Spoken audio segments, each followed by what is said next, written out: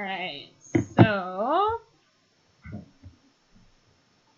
looks like I have audio. If you can hear me, go ahead and just tell me in the chat that you can hear me, or say hi if you're here so I can make sure this is working.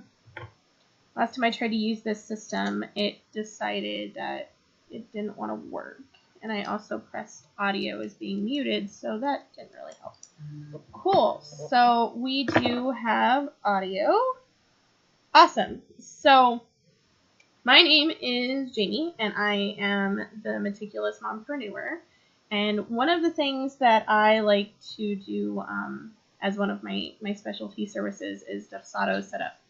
And with that, I have been getting a ton of questions about automation, and specifically about Zapier, which is a tool that you can use to automate, and how that works with Dubsado, and how you can use that with Dubsado, and just automate your business even further. And right now they are in beta mode, so they don't have a lot of option as far as like what information pulls out of Dubsado itself. However, there's a ton that you can still do with that.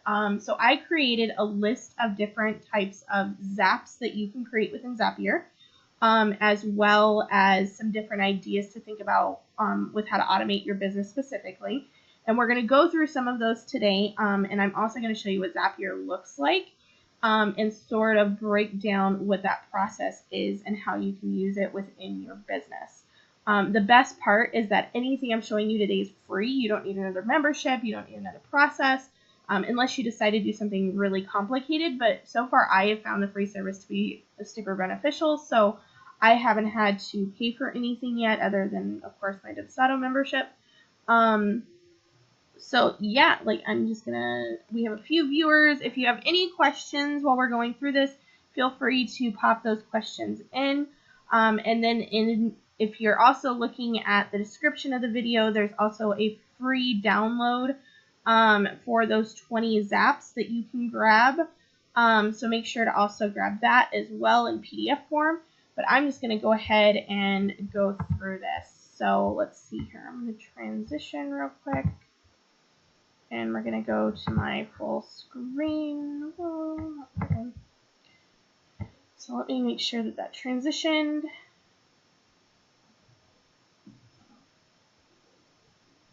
Okay. All right. So the first thing that I want everyone to see is this is your Dubsado brand settings. So the brand settings are up here in the corner where your logo is. When you click on it, you can go to current brand settings. So in there's a tab called API keys. This key is where you will be able to connect your Dubsado to your Zapier. So this is really key to doing that. One second.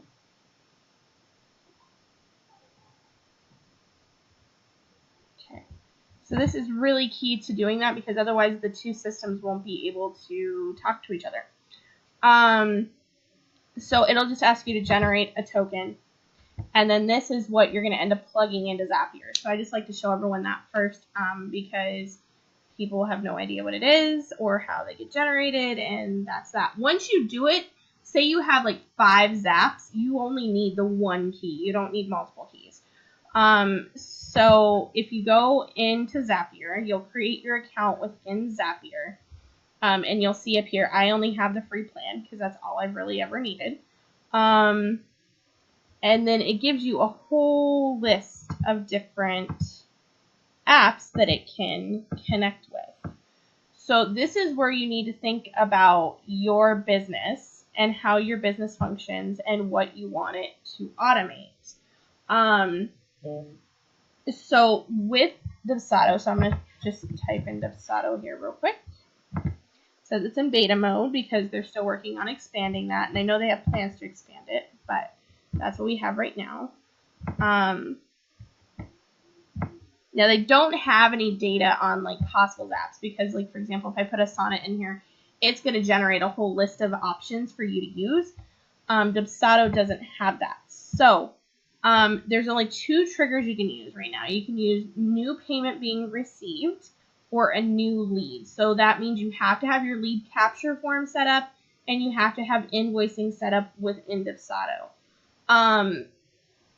Not both of them, but that's what those 2 options are. So if you use the payment received one, then you're using Dubsado for invoicing. I know some people aren't. They're using a different platform, and that's fine. Or for your lead generation. So anything that you use within that lead capture form and pulling that data to do something else. So what can you do with these items? So I left out anything revolving around things like emails or sending forms, because you're going to do that within Dubsado. That's why you have it, is you're going to automate those emails, automate sending those links to people, automate sending those forms out. So you don't need Dubsado to do any of that for you because it's being, you don't need Zapier to do that for you because Dubsado is already doing it. You can certainly set it up to where it sends a Google form or a type form or something, but why would you do that if you're putting it in an email and you're linking it in an email that's already being sent out? So I'm just going to pull up that PDF that is in the download. So if you go to the video description, it'll say 20 Dubsado Zaps. It'll take you to a MailChimp screen and ask you for your email so that it can send you that list of Zaps in this PDF. But this is my list. So I broke it down. There's 1 page of when a payment is received, and then there's 2 pages worth for when a lead capture form is submitted. So some of these on the payment is received. So you could get a text notification, and this comes in really handy, not just for yourself, but if you have a team member that doesn't necessarily have your password in Dubsado, you could have them get a text notification that you got a payment if they need to then do anything because you received one. You could have that info put into a Google spreadsheet. So some people want more financial data, or they have a way to track their financials and it's being done through a Google Sheet. So you can add those payments and that payment information into your Google Sheet if you wanted to do it that way. Things like Slack, project management tools, Trello. So if you're using any of those and project management is like Freecamp, Basecamp, Project Manager, Taskmeister, Asana, any of those, you can have it send some of that information for the payment as a notification or creating a card or creating a board to those different tools. If you know that when someone makes a payment, you now need to track their time, you can have it create a project in Toggle or Harvest for you, and it's already done. You can create a Google Calendar event. So say that you want it put in your Google Calendar the day that somebody paid, or maybe you're even wanting to create an event as a follow-up. You can do that using Zaps. Send an email notification. So again, this comes in more in handy if you're trying to send an email to someone other than yourself or the client. So if there's anyone else that needs to be notified that a payment was made, you can do that through an email notification. The same thing is true too with Google Sheets if you wanted to do like a Google Doc, but I don't find that as common, but it is a possibility. Now for lead capture, it opens it up because like I said, there's a little bit more than just 1 page worth. You do have the same text notification, Google Sheet, some of your Slack and project management tools, but then you get into things like email marketing platforms. Now, there is that debate that if somebody doesn't opt in, and what you can do is you can have that person's lead information just put on your list, but not have it send anything yet. So that gives your team a chance, or you a chance, to look through their form and make sure that they did actually opt in before sending them their first welcome sequence or before they're verified or confirmed or anything. Another way to do this is you could send it to an Excel spreadsheet and just make a task or a to-do for yourself within Dubsado every so many weeks or every so many days to import your Excel spreadsheet into your email marketing platform so that you're not like typing it manually in from Dubsado. I do know that Dubsado is planning on going towards a full integration with certain email marketing platforms, but Zapier can actually zap that information for you. You just have to be cautious of opt-ins. Same thing with accounting systems. So I know that there's some people, like I said, that don't use Dubsado for accounting. They're still in Xero or QuickBooks or Wave, and you can set it up to where Zapier is connecting your Dubsado and that other platform, depending on what information you're needing to pull. Email notifications in here again, just like with payments. And then there's a bunch of things for Google. So if you know that you need a Google folder set up for that client, there is the new Client 2.0 portals for Dubsado. However, there still may be a need for some businesses to have a separate Google Drive folder or a Dropbox folder, and you can have that automatically set up. You can have it auto set up to add a Google contact if you like to have your address book formed within your Google Gmail. Same thing with the Google sending responses to a Google Doc file. So if you know that you want everything in a formal copy and not necessarily the way that it is in Dubsado, you can send it into a Google Doc, or creating a new Google Doc or Google Sheet. So if you know that for every client you have a specific spreadsheet or you have a specific a document that you use, and maybe it's just a blank format, you can have that created every time a lead capture is done. So when the lead capture is completed by that client, it will automatically set up those two forms for you in your Google Drive exactly where you want them to be, and it's done. So then you don't have to worry about like copying and setting things up before a call. So yeah, that is the list. Now I'm going to go through what those zaps look like here in just a second. So if you go into Zapier, again, there's these two things here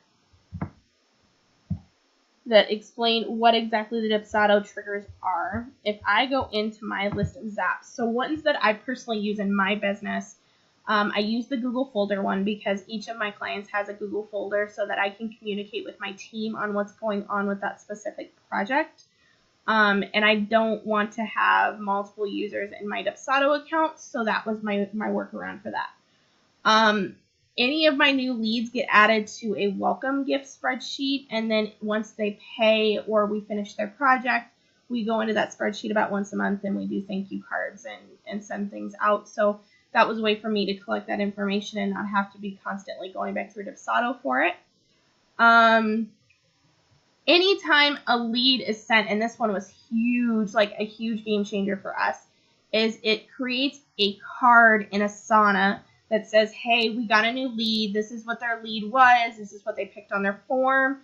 And then it assigns it automatically to one of my team members to handle so that she can start the onboarding process. And I don't really have to worry about anything. I see the lead come in through email. I see that I have something scheduled, and they take care of all my onboarding. My husband really likes this one because it texts him anytime I have a payment made, and he gets super excited about it. So that was just one of those I threw into it. This one I think I was just playing with. And then this one is the MailChimp one. We turned it off, I think, temporarily, but you can link it to MailChimp. And like I said, you would just, so if I go into my MailChimp one, I'll show you guys. Add or update a subscriber.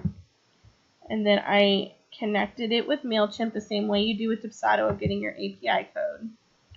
When you go in, it says send welcome email. So I clicked no, and I chose no double opt-in, so that basically when they get added, they're added. Like, it doesn't send them anything until I physically have it within MailChimp send them something. So it is one little added extra step, but it allows it to be zapped in automatically and get your information into the system. So these are the ones that I personally use in my business. So I'm just going to go through, let's see, what was the easiest one probably.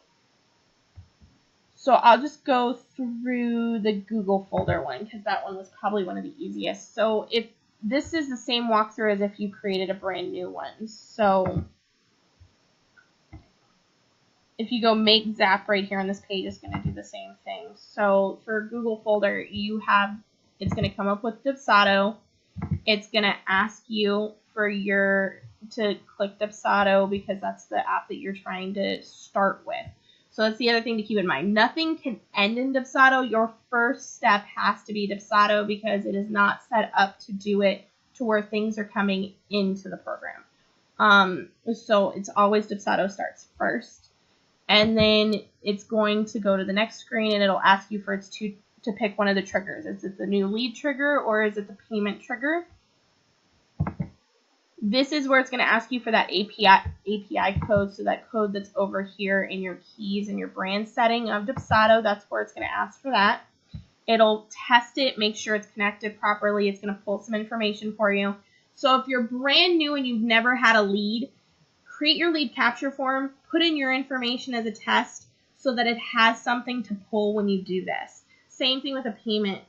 You can create an invoice and mark it manually as paid even though you didn't actually put any money in so that it has something to pull for information so you can see what it's pulling. It'll test this step. You can rename them if you want to rename them. So this is where it's going to pull a lead. If there's no leads in your system, it's going to have a hard time testing it. So then it'll ask you on the next one, what are you trying to connect? Well, I wanted to connect Google Drive. So I connected Google Drive, and then the next step is it says, okay, are you trying to create a file? Are you trying to upload? Hold on one second. Like, what are you trying to do? For us, we were trying to create a folder.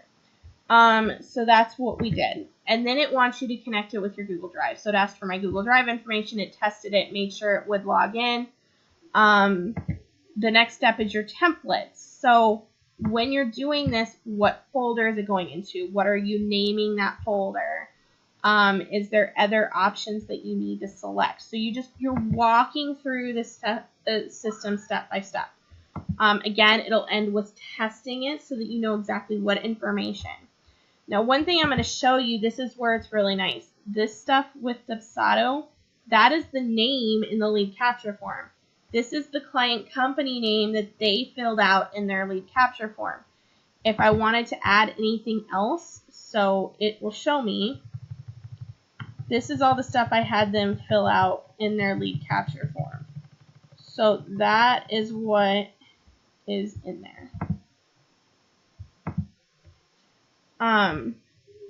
It's going to test the step. Again, you can rename it if you wanted to. Now, if you have the premium service, you could add a third step. So if you wanted to go from Dubsado to Google Folder, and then they're taking that Google Folder and you're moving it somewhere, maybe that could be the next step. But that is more of a premium service. So that is exactly how you use Zapier. It is very user-friendly if you walk through it, and the great thing is that it tests it out for you, so you can see exactly how it's going to work in live before you actually get a client. The other thing to think about is if there's something that isn't on here, you can always do the two-part step. So you could have a Zap that goes from Dubsado to, say, like a Google Drive folder, and then you could have it go from a Google Drive folder to somewhere else. So if there's something that isn't quite connected the way you want it to be connected, for example, I know one person, they put their info into a Google Sheet spreadsheet, and then they have a Zap that anytime that Google Sheet gets a new row, that row of information is then transferred into Teachable. So you can pull information other ways if you're needing to pull it. You can also set up other Zaps that have nothing to do with Dubsado. Another company that's very similar, or another app that's very similar, is, I believe, IFFTT. So it does the same types of things as Zapier does. It also has free platforms. So there's a ton of possibilities, a ton of really cool stuff here. So if anyone has any questions on any of this, one, I have someone on my team that is glad to handle just Zapier integrations, and she would be more than willing to help you guys out with that, either a part of my services or with her doing it. The other thing is if you decide that you need help with your full automation and you're wanting someone else to help you with setting that up, and whether that be walking you through all of it or just doing it for you, you can always contact me. And again, that link is also in the description of the video for you to set up a consultation or a call or email me or just get some more information. So thank you for attending my live today. I really appreciate it. And I hope that you all have a great rest of your week.